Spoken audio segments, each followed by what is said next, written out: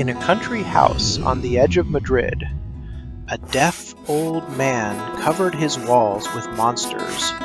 He never titled them, never sold them, never wrote a single word about why.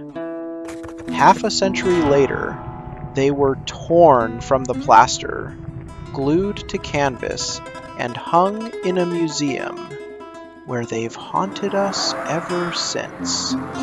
For 200 years, we've tried to read the mind of the man who painted his nightmares, for no one at all. The trouble is, we're not even sure he painted them.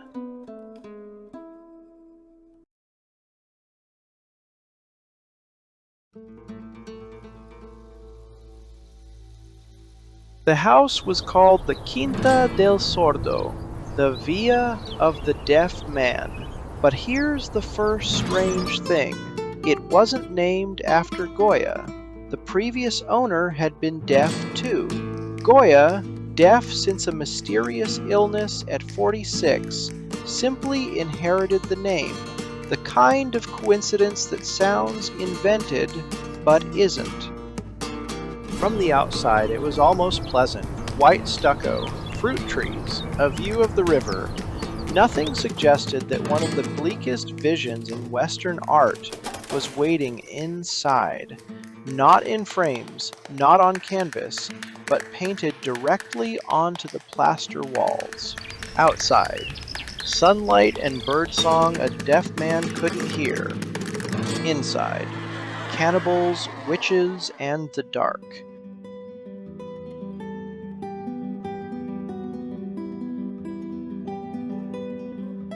To understand the horror, you have to know what came before it. Goya wasn't born a man of nightmares. He was the most successful painter in Spain, first court painter to the king. He made cheerful tapestry designs, picnics, festivals, flirting couples, kids playing in the sun. Then life came for him. In 1792, a violent illness nearly killed him and left him completely, permanently deaf. Doctors still argue about what it was: lead poisoning, quinine overdose, a rare autoimmune disease called Suzak's syndrome, even cerebral malaria.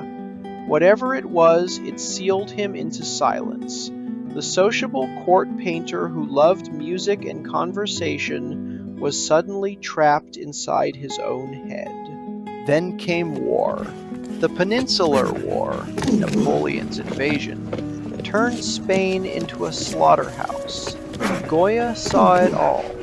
Executions, famine, bodies in the street. He recorded it in secret etchings and scrawled beneath one, "Yo lo vi," I saw it. And when the war ended, the reward was King Ferdinand VII, absolute monarchy, and the return of the Inquisition. Spain had bled for years, to march straight back into the dark. Years earlier, he'd made a print of himself, asleep at his desk, swarmed by owls and bats. The caption read, "The sleep of reason produces monsters." In 1819, sick again and certain he was dying, Goya retreated to the Quinta del Sordo and made that print come true across every wall in the house.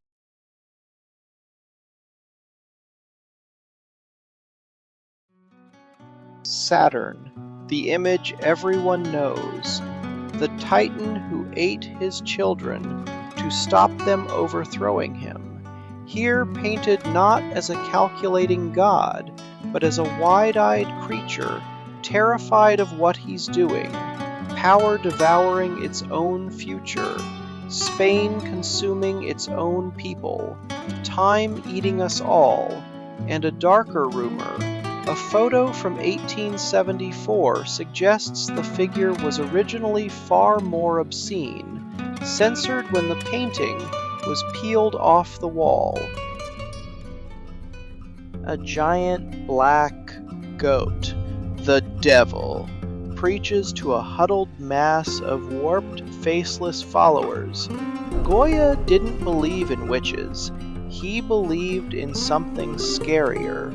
People who surrender their minds to superstition, to fear, to whatever authority is shouting loudest. It's a portrait of a crowd losing its soul. Look to the right. A young woman in white sits slightly apart. Some say she's Goya's companion, Leocadia, watching it all. And then this. A tiny dog's head sinking into nothing. The Prado calls it the most enigmatic painting they own. For decades, people asked, "What is the dog looking at?" The answer is heartbreaking. And it was erased. Early photographs show two small birds in the sky above him. The dog was looking up, at freedom, at the heavens, at salvation. During restoration, the birds disappeared. So now he stares at an empty universe that gives him nothing back. Two men club each other to death, trapped knee-deep in the ground, unable to walk away. A nation tearing itself apart, brother against brother. A war nobody can escape. And here's the twist. Older evidence shows they originally stood on grass. The restoration sank them into the mud by accident and made the painting even darker than Goya intended. 14 of them, fates cutting the thread of life, two skeletal old men eating soup, a pilgrimage that's really a death march, a woman beheading a tyrant, a whole house, room by room, turned into the inside of one man's mind.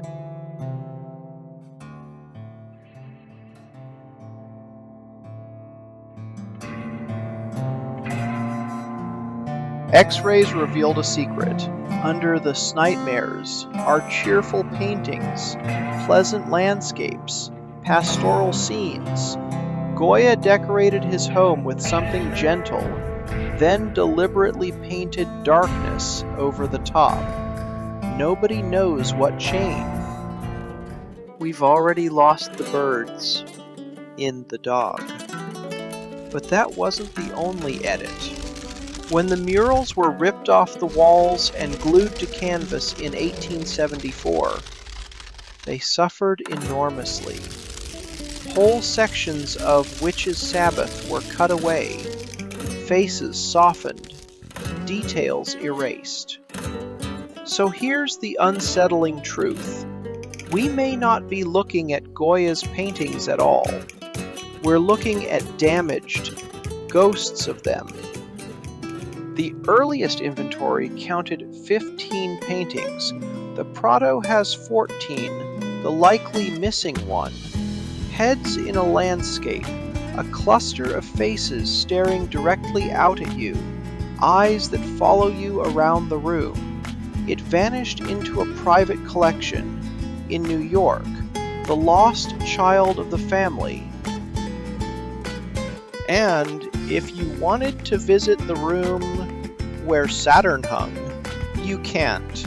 The Quinta del Sordo was demolished in 1909. The walls are dust.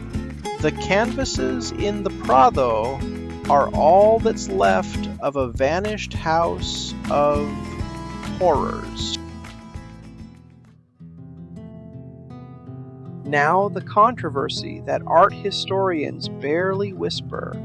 In 2003, a Spanish scholar named Juan José Junquera asked the unthinkable, what if Goya never painted these at all? His evidence? Property documents describe the house as having one floor during Goya's life, but several black paintings hung upstairs. If the second floor didn't exist yet, Goya couldn't have painted what was on it. Junquera's suspect?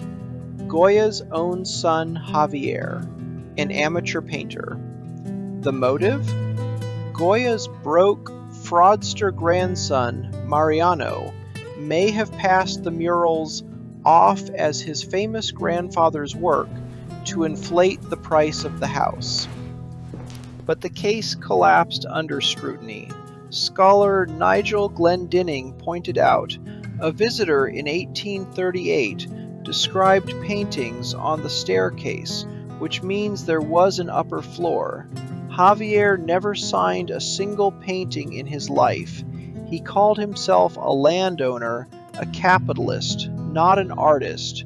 Could an untrained amateur really produce 14 masterpieces of this audacity?